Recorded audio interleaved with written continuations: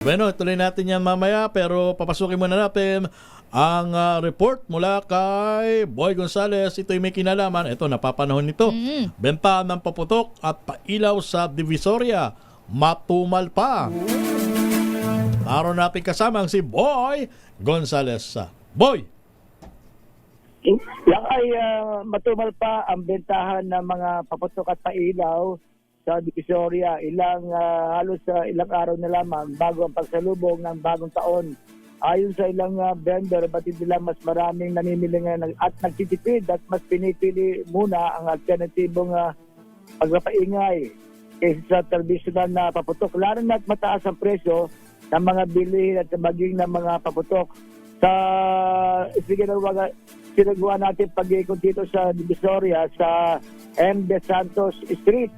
Ang presyo ng ilang pailaw at paputok sa lugar. Ang fountain ay nagkakalaga ng mula 65 pesos hanggang 800 pesos. Dito depende sa laki at tagal at disenyo. Ang quitters naman ay nasa 800 pesos kada bundle o humigit kumulang sa 20 piraso ang isang bundle. Ang lusis naman na karaniwang nabibili ng mga bata ay nasa 100 piso kada balot. Meron ding mga paroks na nagkakalaga na mula sa 1,000 hanggang 5,000 piso o higit pa, depende sa uri at laki ng mga fountain. Sa kabila nito, maasa pa rin ang mga vendor na dadami ang mga namimili habang papalapit ang bisperas ng bagong taon tulad ng mga nagdaang taon. Kanina ay meron pa tayong nakausap na interview na mula sa Cabuyao, Laguna. Dito pa namili ng mga fireworks sa Divisoria dahil mas mura pa raw.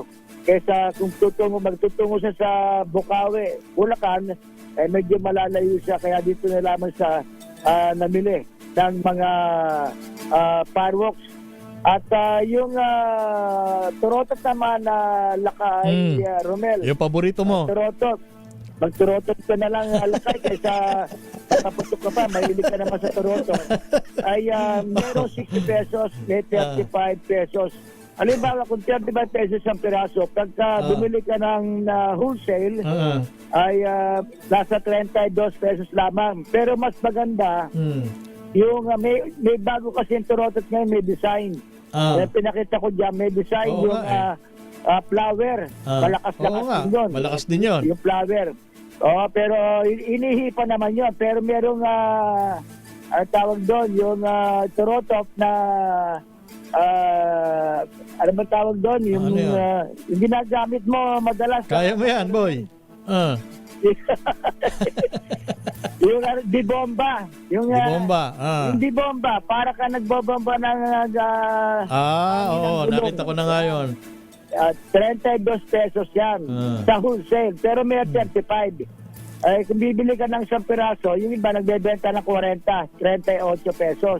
Pero yung mura, 30 pesos, yung maliliit na yung mismong tawag dito, yung mismong gawa sa China, mas mura. Pero meron ding local made na mga turotot yung gawa sa karton na nabebenta rin dito. Pero ang banggit sa atin kanina, parang tumumal yung mga local made na na turotot. Wala na ba yung Boy? Wala na ba yung klase dyan na yung paborito mong ginagamit tuwing bagong taon? Anong klase? Yung paborito mo rin? Anong klase? Hindi, yung medyo yung manipis lang. Wala na ba yan? Mukhang wala na ako nakikitang ganun Wala, puro na yan. Gawa ng China, yung mga plastic, yung malalaking turotot.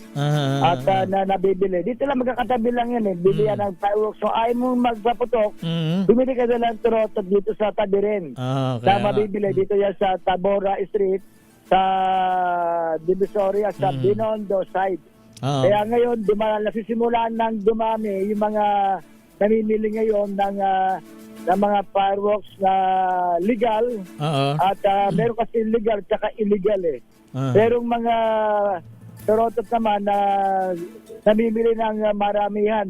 Bukang ibinibenta din. Na mga kababayan natin galing sa mga kalapit na lalawigan, halimbawa Laguna, Cavite, Bulacan, mga namimili rito sa Divisoria, sa lungsod ng Maynila. Ay, teka muna, boy. Boy, isa na lang. Ito, importante ito. Meron pa bang nagbebenta ng Watusi? Hindi ba pinagbawal na yan ng Department of Health? Oo, meron meron pa, ha? ang alam ko niyan, meron pa rin eh. Ang mga bawal kasi na nakita ko ay halimbawa yung malalakas na paputok. Ito yung listahan. Baka kasi Ayun, importante yan, boy. Meron din nagbebenta patago. Patago naman. Bubulungan mo lang yung Tindero. Parang alam mo, boy, Magaling sa bulungan niya si boy eh. Sige nga, boy. Oo. Meron ka bang piccolo dyan? Ganyan. Ayan, piccolo. Watusi. Meron ka ba dyan atomic big triangulo? Ay malalakas to.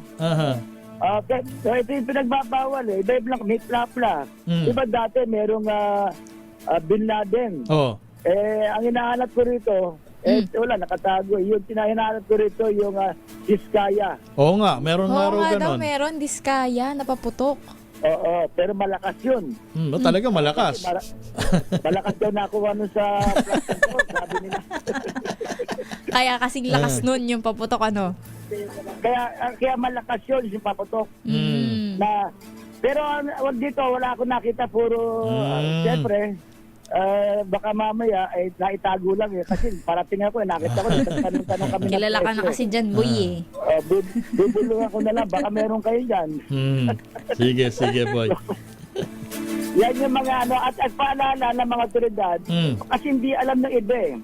Ipinagbabawal ang pagpaputok sa loob ng residential area. Ayun. Na ilang uri ng paputok ay may mga pinapayagan naman sa mga designated fireworks area. Para alam ng iba, kasi yung marami nagrereklamo, lalo na yung mga senior at mga PWDs na may mga karamdaman. Siyempre, pag nakakarinig yan, napakalakas talaga yumayanig, nagrereklamo yan. Ninenervyos. Sabi, oo. Kaya ang mga pulis ay patuloy ang kanilang pag-iikot. Pag-iikot Lakay Romel, ang mga pulis, nag-iikot. Dito sa mga tindahan ng paputok. Para bantayan yung mga illegal na nagbebenta ng paputok. Mabuti na lang ikaw matatag ang kalusugan mo kahit na sabihin natin na 18 years old ka pala pagka nakakarinig ka ng putok, hindi ka ninenervyos, boy. Kaya lab na lab kita.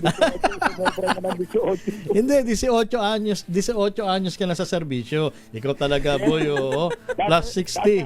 Aminin ko na, 50 anyos na ako yan eh. Ikaw talaga, boy, palabiro ka, ha? Isa rin sa mga ditadag sana ngayon dito, sino ba si Wina ba yan? Si Jackie to, boy. Si Jackie, Si Jackie, kabos niya si Wina. Yung Jackie, yung bilihan ng prutas dito sa may... marami na rin. Yung mga bilog na prutas. Mamaya, titingin tayo. Unahin ko muna yung tarotot dahil sa... Paborito mo yan. Si Ate Malu. Para... sa tarotot. Ikaw talaga, boy. Siyempre. Yan yung mga importante na dapat natin mabili dito sa Divisoria. So sa halip na boy, gagayahin ka namin. Sa halip na magpaputok, manorotot tuloy. Gumamit na lang ng turotot.